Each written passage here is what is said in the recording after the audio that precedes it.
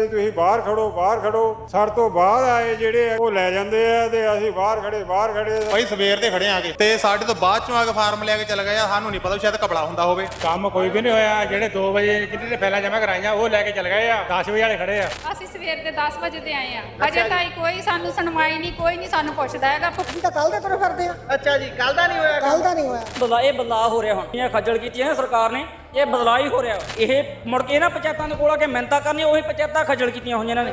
ਪਰ ਕਹਿਣ ਦਾ ਮਤਲਬ ਬੰਦੇ ਏਸੀ ਲਾ ਕੇ ਬੈਠੇ, ਕੰਮ ਨਹੀਂ ਹੋ ਰਿਹਾ। ਭਾਜੀ 5 ਦਿਨ ਹੋ ਗਏ, 5 ਦਿਨ ਤੋਂ ਤੇ ਹੁਣ ਮਿਲਿਆ। ਦੇਖੋ ਹਜੇ ਫੇਰ ਪੇਪਰ ਹਜੇ ਬਣਾਉਣ ਵਾਲੇ ਆ। ਦੇਖ ਲਓ ਕੀ ਮਿਲੀ ਅਜੇ ਤੱਕ। ਤੇ ਅਸੀਂ ਪੁਲਿਸ ਬੁਲਾ ਲੈਣੀ, ਤੁਹਾਨੂੰ ਚੱਕ ਕੇ ਅੰਦਰ ਕਰ ਦੇਣਾ ਆ। ਸਿਰ ਲੈ ਕੇ ਗਏ। ਉਹ ਕਹਿੰਦਾ ਉਹਦੇ ਵੀਡੀਓ ਸਾਹਿਬ ਹੈ ਇੱਕ ਹੱਟਾ ਕੱਟਾ ਜਿਹਾ, ਕਹਿੰਦਾ ਭੌਂਕਦਾ ਕਿੱਦਾਂ ਆ, ਬੋਲਦਾ ਕਿੱਦਾਂ ਆ। ਉਹ ਆਮ ਆਦਮੀ ਪਾਰਟੀ ਖੁਦ ਗਾਲਾਂ ਕੱਢਦੇ ਆ।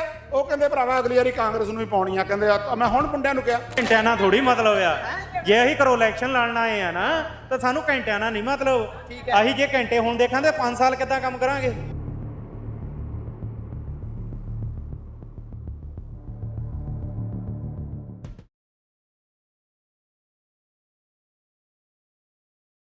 ਸਤਿ Shri Akal. Punjabi radio USA, Punjabi TV USA ਵੇਖਣਾ ਤੁਸੀਂ ਸ਼ੁਰੂ ਕਰ ਚੁੱਕੇ ਹੋ। ਇਸ ਸਮੇਂ ਪੰਜਾਬ ਦੇ ਵਿੱਚ ਪੰਚਾਇਤੀ ਚੋਣਾਂ ਦਾ ਵਿਗਲ ਵੱਜ ਚੁੱਕਿਆ ਹੈ ਅਤੇ ਇਹ ਪੰਚਾਇਤੀ ਚੋਣਾਂ ਨੂੰ ਇੰਨੀ ਕਾਹਲੀ ਦੇ ਨਾਲ ਅਨਾਉਂਸ ਕੀਤਾ ਗਿਆ ਹੈ ਕਿ ਹਾਲੇ ਵਾਰਡਬੰਦੀ ਵੀ ਅਨਾਉਂਸ ਨਹੀਂ ਹੋਈ ਸੀ ਤੇ ਕਿਹੜੇ ਹਲਕੇ ਰਿਜ਼ਰਵ ਰਹਿਣੇ ਆ ਇਸ ਦੀ ਗੱਲਬਾਤ ਵੀ ਸਾਹਮਣੇ ਨਹੀਂ ਆਈ ਸੀ। ਪਰ ਇਸ ਸਭ ਦੇ ਬਾਬਤ ਹੁਣ ਜਦੋਂ ਸ਼ੁਰੂ ਹੋ ਗਿਆ, ਪਿੜ ਮੱਗ ਚੁੱਕਿਆ, ਤਾਂ ਉਸ ਤੋਂ ਬਾਅਦ NOCਆਂ ਲੈਣੀਆਂ, ਵੱਖ-ਵੱਖ ਤਰ੍ਹਾਂ ਦੇ ਚੁੱਲ੍ਹਾ ਟੈਕਸ ਭਰਨ ਦੀ ਜਿਹੜੀ ਰਵਾਇਤ ਹੁੰਦੀ ਹੈ ਉਸ ਨੂੰ ਪੂਰੀ ਕਰਨ ਦੇ ਲਈ ਲੋਕ ਜਹਿਦ ਕਰ ਰਹੇ ਨੇ, ਜਿਹੜੇ ਇਛੁਕ ਨੇ ਚੋਣ ਲੜਨ ਦੇ।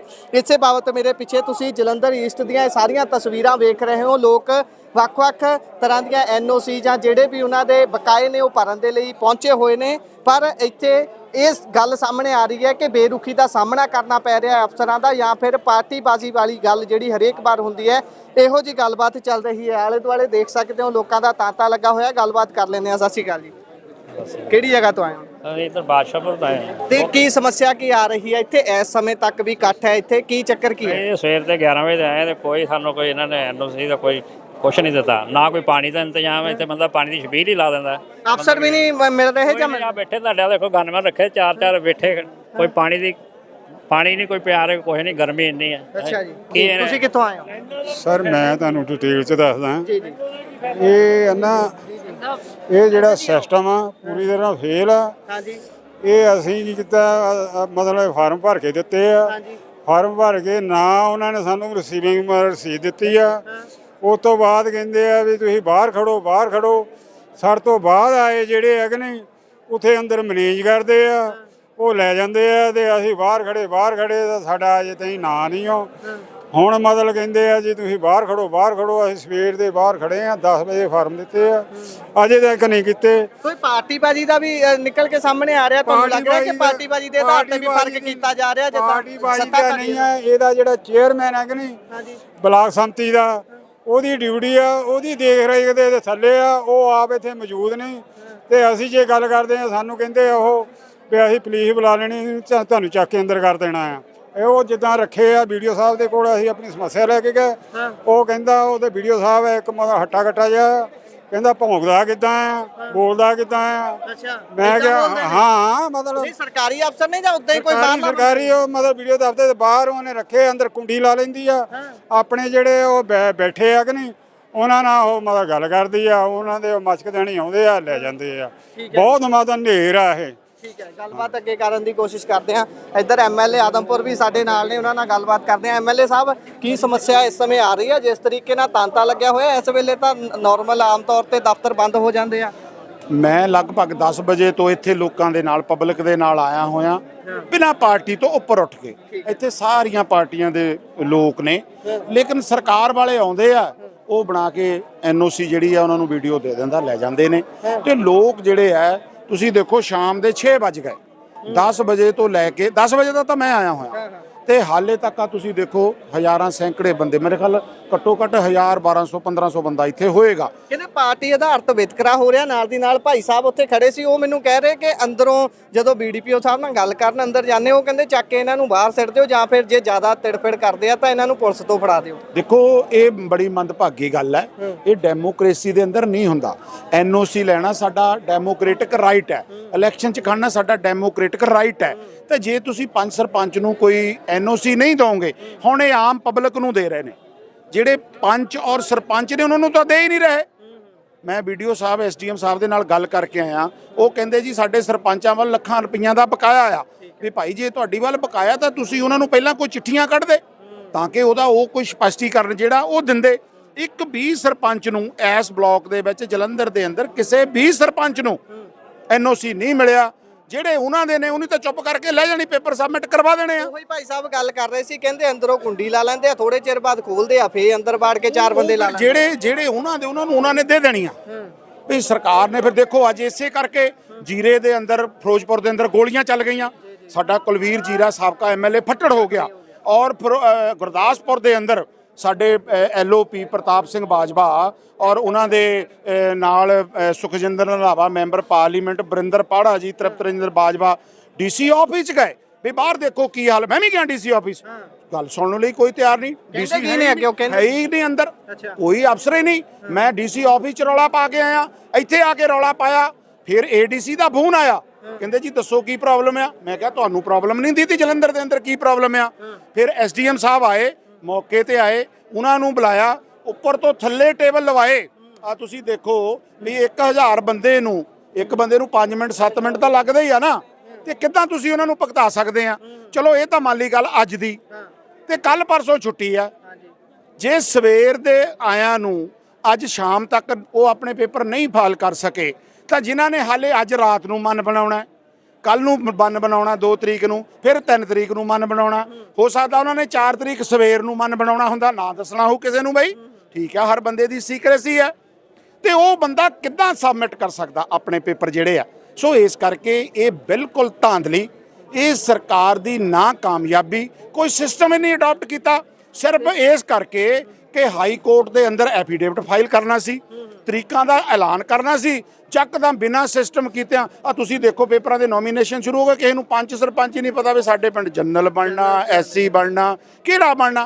ਅੱਛਾ, ਉਹਦੇ ਤੋਂ ਬਾਅਦ ਆ ਕੱਲ ਲੋਕਾਂ ਨੂੰ ਪਤਾ ਲੱਗਾ ਵੀ ਇਸ ਵਾਰਡ ਦੇ ਵਿੱਚ ਪੰਚਾਂ 'ਚ ਜਨਰਲ ਆ ਕਿ ਰਿਜ਼ਰਵ ਆ ਕਿ ਕੌਣ ਹੈ, ਤਾਂ ਉਹ ਤਾਂ ਹੀ ਫਿਰ ਆਪਣੇ ਪੇਪਰ ਫਿਲ ਕਰਨਗੇ ਨਾ।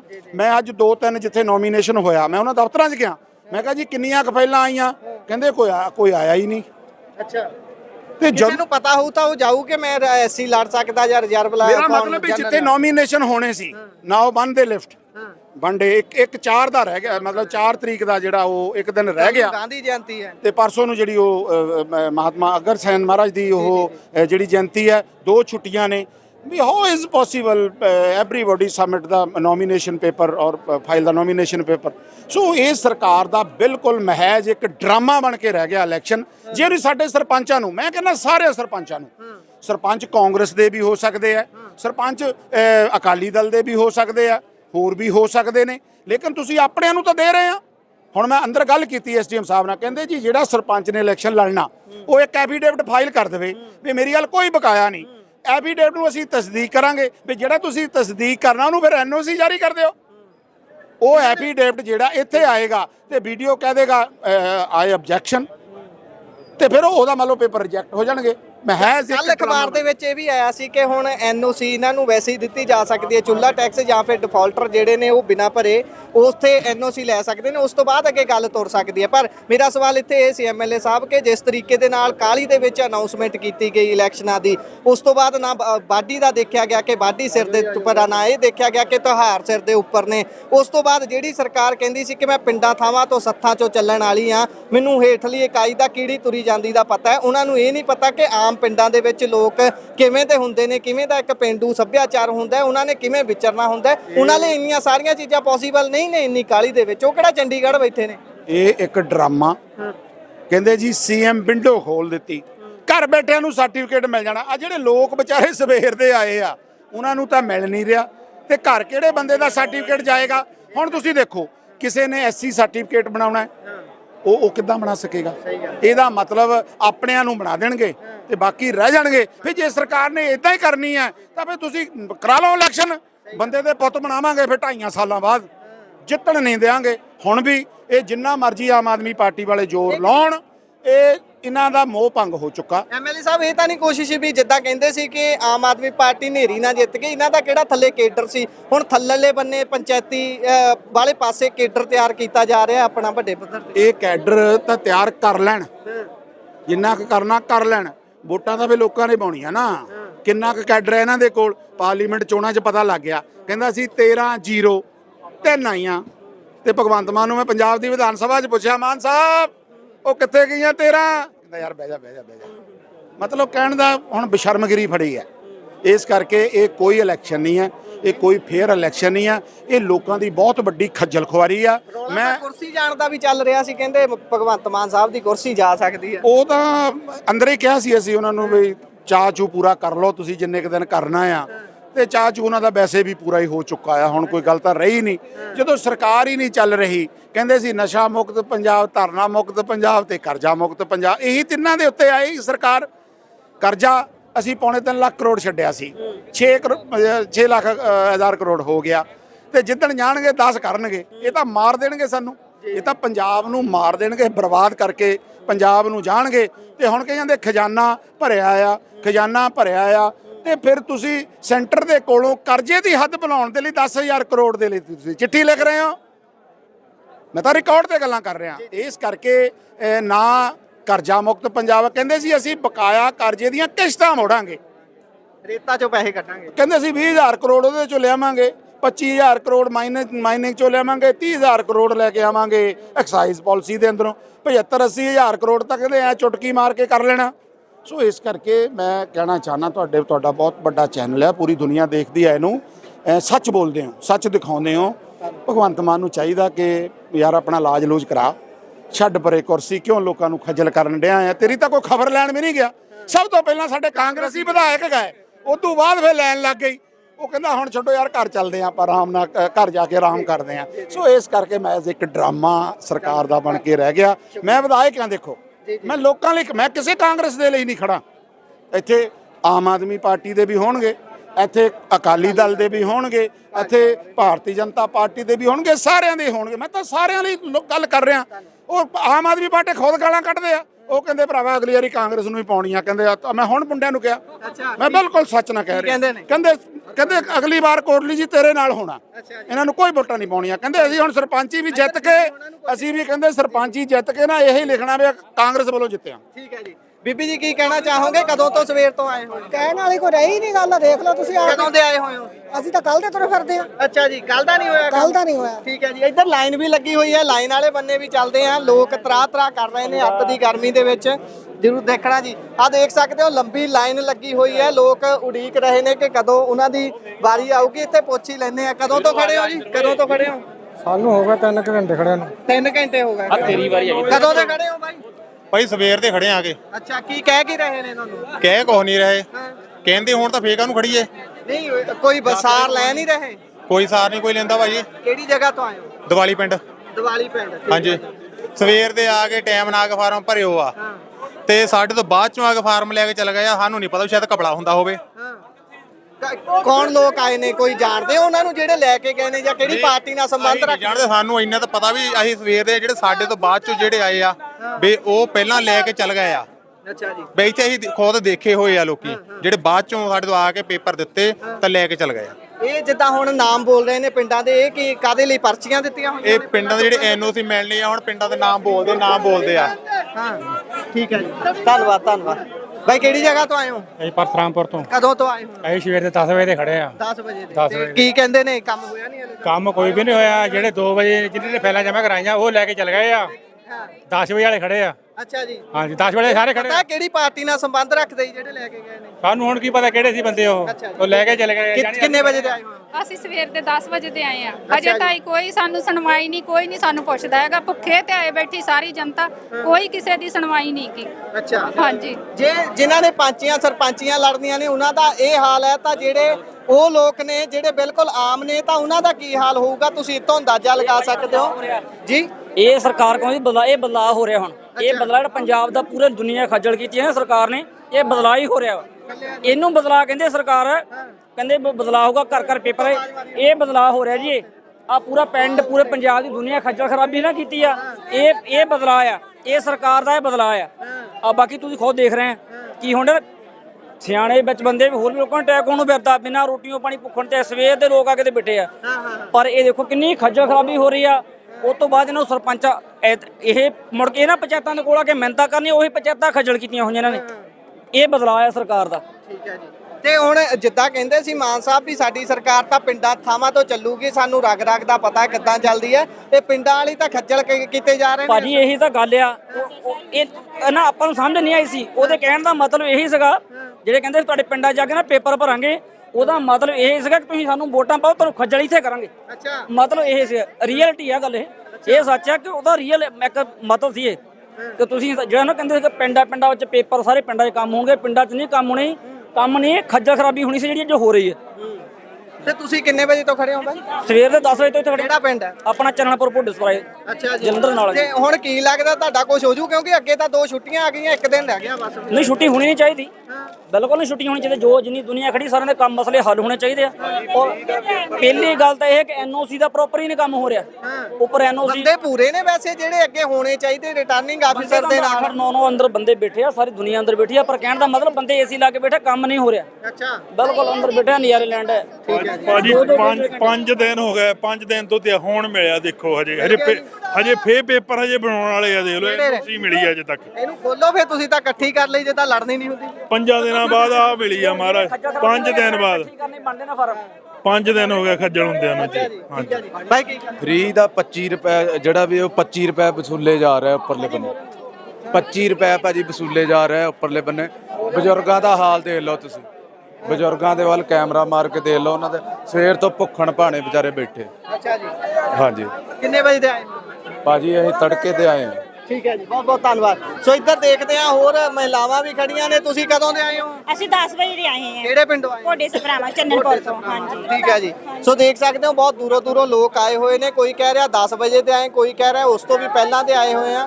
ਕੰਮ ਕੋਈ ਨਹੀਂ ਹੋ ਰਿਹਾ ਉਹਨਾਂ ਦਾ ਇਹ ਕਹਿਣਾ। ਆਪਾਂ ਕੋਸ਼ਿਸ਼ ਕਰਦੇ ਆ ਕਿ ਅਫਸਰਾਂ ਦੇ ਕੋਲ ਵੀ ਜਾਈਏ, ਉਹਨਾਂ ਨਾਲ ਗੱਲਬਾਤ ਕਰੀਏ, ਉਹਨਾਂ ਤੋਂ ਜਾਣੀਏ ਕਿ ਜਿਹੜੇ ਲੋਕ ਬਾਹਰ ਖੜੇ ਨੇ ਉਹ ਤਰਾਈ ਕਿਉਂ ਕਰ ਰਹੇ ਨੇ। ਕਿ ਇਹਨਾਂ ਦੇ ਸਿਸਟਮ ਦੇ ਵਿੱਚ ਕੋਈ ਖਾਮੀ ਇਹਨਾਂ ਨੂੰ ਨਜ਼ਰ ਆ ਰਹੀ ਹੈ, ਜਾਂ ਫਿਰ ਪਿੱਛੋਂ ਹੀ ਕੋਈ ਦਿੱਕਤ ਹੈ, ਜਾਂ ਇਹਨਾਂ ਦੇ ਵੱਲੋਂ ਕਾਗਜ਼ ਪੂਰੇ ਨਹੀਂ ਦਿੱਤੇ ਜਾ ਰਹੇ। ਗੱਲਬਾਤ ਅਫਸਰਾਂ ਦੇ ਨਾਲ ਕਰਨ ਦੀ ਵੀ ਕੋਸ਼ਿਸ਼ ਕਰਦੇ ਆ। ਕਿਹੜੇ ਪਿੰਡੋਂ ਆਏ ਹੋ ਬਾਈ? ਹਾਂਜੀ, ਕਬੂਲਪੁਰ ਤੋਂ ਆਏ ਜੀ। ਕਪੂਲਪੁਰ ਤੋਂ। ਹਾਂਜੀ। ਠੀਕ ਹੈ, ਤੁਹਾਨੂੰ ਐਨਓਸੀ ਵਗੈਰਾ ਮਿਲ ਗਈ ਹੈ ਜੋ ਤੁਸੀਂ ਲੈਣ ਆਏ ਸੀ? ਹਾਂਜੀ ਮਿਲ ਰਿਹਾ ਸਰ। ਕਿੰਨਾ ਸਮਾਂ ਲੱਗਾ? ਕਿੰਨੇ ਵਜੇ ਦੇ ਖੜੇ? ਤਕਰੀਬਨ ਸਾਨੂੰ ਘੰਟਾ ਕੁ ਹੋ ਗਿਆ ਨਾ ਜੀ। ਘੰਟੇ ਤੱਕ ਸਾਡੇ ਆ ਗਿਆ ਟਾਈਮ।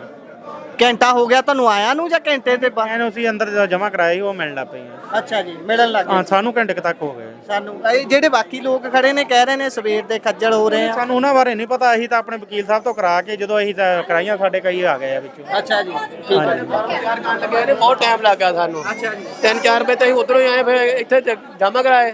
ਸਾਨੂੰ ਜਾਣੀ ਘੰਟਾ 1.5 ਘੰਟਾ ਹੀ ਹੋਇਆ। ਹਾਲੇ ਤਾਂ ਵੱਧ ਤੋਂ ਵੱਧ 2 ਘੰਟੇ ਹੋ ਗਏ ਹੋਣਗੇ। ਜਿਹੜੇ ਲੋਕ ਕਹਿ ਰਹੇ ਨੇ ਕਿ ਟਾਈਮ ਬਹੁਤ ਲਾਇਆ ਜਾ ਰਿਹਾ, ਤਾਂ ਕੀ ਟਾਈਮ ਲੱਗ ਗਿਆ ਹੋਊਗਾ, ਇਹ ਨਹੀਂ ਕਹਿ ਸਕਦੇ। ਨਹੀਂ ਆਪਾਂ ਕਿਸੇ ਦਾ ਨਹੀਂ ਕਹਿ ਸਕਦੇ। ਹਾਂਜੀ, ਰੱਛ ਵੀ ਦੇਖੋ ਕਿੰਨਾ ਹੈ। ਸਾਰਾ ਕੰਮ ਕਰਨਾ ਉਹ ਵੀ ਤਾਂ ਇਨਸਾਨ ਹੀ ਆ। ਹਾਂ, ਅੱਛਾ ਜੀ। ਤੇ ਫਿਰ ਕੀ ਹੋਇਆ ਜੇ ਟਾਈਮ ਥੋੜਾ ਲੱਗ ਵੀ ਆ ਤਾਂ ਕੋਈ ਗੱਲ ਨਹੀਂ। ਸਾਨੂੰ ਘੰਟਿਆਂ ਨਾਲ ਥੋੜੀ ਮਤਲਬ ਆ। ਜੇ ਅਸੀਂ ਕਰੋ ਇਲੈਕਸ਼ਨ ਲੜਨ ਆਏ ਆ ਨਾ, ਤਾਂ ਸਾਨੂੰ ਘੰਟਿਆਂ ਨਾਲ ਨਹੀਂ ਮਤਲਬ। ਅਸੀਂ ਜੇ ਘੰਟੇ ਹੁਣ ਦੇਖਾਂਗੇ 5 ਸਾਲ ਕਿੱਦਾਂ ਕੰਮ ਕਰਾਂਗੇ। ਠੀਕ ਹੈ, ਠੀਕ ਹੈ, ਬਹੁਤ ਚੰਗੀ ਗੱਲ ਹੈ। ਪਰ ਜਿਹੜੇ ਲੋਕ ਹੁਣ ਕਹਿ ਰਹੇ ਨੇ ਕਿ ਬਹੁਤ ਕਾਲੀ ਦੇ ਨਾਲ ਇਲੈਕਸ਼ਨ ਅਨਾਉਂਸ ਕਰ ਦਿੱਤੇ। ਇਹਨਾਂ ਦੇ ਵਿੱਚ ਇੰਨਾ ਮਤਲਬ ਹੋਣਾ ਚਾਹੀਦਾ, ਕੰਪੀਟੀਸ਼ਨ ਹੋਣਾ ਚਾਹੀਦਾ ਵੀ ਜੇ ਅਸੀਂ ਅੱਜ ਘੰਟੇ ਗਿਣਦੇ ਆ ਤਾਂ 5 ਸਾਲਾਂ ਲਈ ਕੀ ਕਰਾਂਗੇ। ਨਹੀਂ, ਉਹਨਾਂ ਦਾ ਕਹਿਣਾ ਕਿ ਵਿਤਕਰਾ ਕੀਤਾ ਜਾ ਰਿਹਾ ਆਮ ਆਦਮੀ ਪਾਰਟੀ ਵਾਲੇ ਲੋਕ ਜਿਹੜੇ ਬੰਦੇ। ਨਹੀਂ, ਇਦਾਂ ਦਾ ਕੋਈ ਨਹੀਂ। ਹੁਣ ਜੇ ਉਹ ਆਮ ਪਾਰਟੀ ਵਾਲੇ, ਅਸੀਂ ਦੂਜੀ ਪਾਰਟੀ ਆ, ਸਾਨੂੰ ਕਿਉਂ ਹੋ ਗਿਆ ਕੰਮ? ਘੰਟੇ 'ਚ। ਤੁਸੀਂ ਕਿਹੜੀ ਪਾਰਟੀ ਨਾਲ ਅਸੀਂ ਸੰਬੰਧ? ਕਾਂਗਰਸ ਨੂੰ ਬਲੌਕ ਕਰਦੇ ਆ ਜੀ। ਅੱਛਾ ਸਾਡਾ ਘੰਟੇ 'ਚ ਕੰਮ ਹੋ ਗਿਆ। ਅੱਛਾ ਇਹ ਕਹਿੰਦਾ ਮਤਲਬ ਇਦਾਂ ਨਹੀਂ, ਕੋਈ ਪਾਰਟੀ ਦਾ ਮਤਲਬ ਨਹੀਂ। ਤੁਸੀਂ ਕੰਮ ਜਿਹੜੇ ਫਾਈਲ ਵਗੈਰਾ ਤਿਆਰ ਕਰਕੇ ਉਹ ਬਾਹਰੋਂ ਵਕੀਲ ਤੋਂ ਤਿਆਰ ਕਰਵਾਈ ਸੀ? ਹਾਂਜੀ, ਬਾਹਰੋਂ ਕਰਕੇ ਤਾਂ ਅਸੀਂ ਜਮਾ ਇੱਥੇ ਕਰਾਈ, ਉਹ ਸਾਨੂੰ ਮਿਲ ਗਿਆ ਟਾਈਮ। ਹੋ ਸਕਦਾ ਫਿਰ ਐ ਮੰਨ ਲਈਏ ਵੀ ਹੋ ਸਕਦਾ ਇਹਨਾਂ ਦੇ ਕਾਗਜ਼ ਪੱਤਰੀ ਕਮੀ ਕੋਈ ਹੋਵੇ ਉਹਦੇ ਕਰਕੇ ਟਾਈਮ ਨਹੀਂ, ਸਾਡੇ ਕਾਗਜ਼ ਪ੍ਰੋਪਰ ਪੂਰੇ ਆ। ਇਹਨਾਂ ਲੋਕਾਂ ਦੇ ਇਹਨਾਂ ਦੇ ਕੋਈ ਹੋ ਸਕਦਾ ਆਬਜੈਕਸ਼ਨ ਹੋਵੇ ਨਾ। ਹਾਂ ਇਹ ਹੋ ਸਕਦਾ, ਇਹ ਹੋ ਚੰਗੀ ਸਕਦਾ। ਗੱਲ ਤੁਸੀਂ ਕਹੀ ਆ ਵੀ ਜੇ 5 ਸਾਲ ਕਿੱਦਾਂ ਫਿਰ ਤੁਸੀਂ ਕੱਢੋਗੇ ਜੇਕਰ ਹੁਣੇ ਘੰਟਿਆਂ ਚ? ਹਾਂਜੀ, ਅਸੀਂ ਫਰੰਟ ਤੇ ਆ ਕੇ ਹੁਣੇ ਆ ਇੱਕ ਪਹਿਲੇ ਦਿਨ ਤੋਂ ਇਹੀ ਘੰਟੇ ਗਿਣਨ ਲੱਗੇ ਆ ਤੇ 5 ਸਾਲ ਕੰਮ ਵੀ ਕਰਨੇ, ਰਾਤਾਂ ਨੂੰ ਵੀ ਕਰਨੇ ਉੱਠ ਕੇ।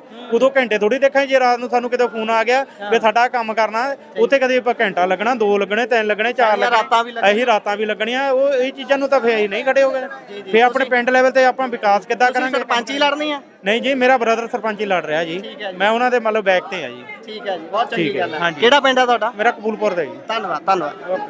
ਸੋ ਦੇਖ ਰਹੇ ਹੋ ਵਿੱਚ ਲੋਕ ਉਹ ਵੀ ਨੇ ਜਿਨ੍ਹਾਂ ਦਾ ਕੰਮ ਜਲਦੀ ਹੋ ਗਿਆ। ਉਹ ਕਹਿ ਰਹੇ ਨੇ ਕਿ ਉਤਸ਼ਾਹ ਨਾਲ ਆਉਣਾ ਚਾਹੀਦਾ, ਉਤਸ਼ਾਹ ਦੇ ਨਾਲ ਸਾਰੇ ਕੰਮ ਕਰਵਾਉਣੇ ਚਾਹੀਦੇ ਨੇ। ਭਾਈ 5 ਸਾਲ ਕੱਢਣੇ ਨੇ, 5 ਸਾਲ ਕਿਵੇਂ ਕੱਢੋਗੇ?